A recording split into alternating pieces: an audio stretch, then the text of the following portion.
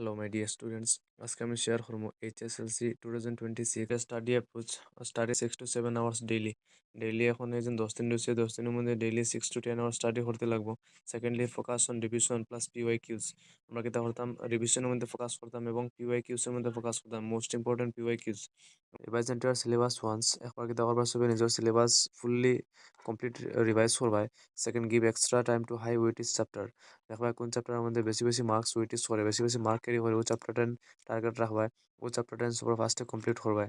তারপরে revise formula and definitions, important diagrams and maps, grammars, rules and last 5 years previous এর question যেটা আছে সম্পূর্ণ সলভ করবা এবং মেমোরাইজ করবা, কারণ ওটার থেকে তুমি এক্সামের প্যাটার্ন যেটা আছে ওটা ফাইলিবাই। তারপরে রিপিটেড কোশ্চেন যেটা আছে ওটা পড়বা, তারপরে কমন নিউমারিক্যাল যেটা আছে সেটা করবা। ফ্রিকোয়েন্সি আক্স, লং আনসার, যেটা বারবার যেটা কোশ্চেন রিপিট ও লং আনসার, ওটাকে তাহলে ভালো করে দেখবে। তারপরে 60 to 70% question came from PYQ concept. বুঝলেন কতটা ইম্পর্টেন্ট পিওয়াইকিউ। যদি সাবজেক্ট ওয়াইজ স্ট্র্যাটেজি লাগে তাহলে আমার কমেন্টের মধ্যে জানাইবা। আমি সাবজেক্ট ওয়াইজ বেস্ট স্ট্র্যাটেজি লিয়ে আইমু আর এমসিকিউর উপরে স্ট্র্যাটেজি লিয়ে আইমু, যাতে তোমরা 100% আনসার করে আইতে পারো। পড়ো বা না পড়ো, আনকমন কোয়েশ্চন থাকলেও কিরকম আনসার করে আইতে এক্সামের মধ্যে আমি নেক্সট ভিডিওর মধ্যে ডিসকাস করবো।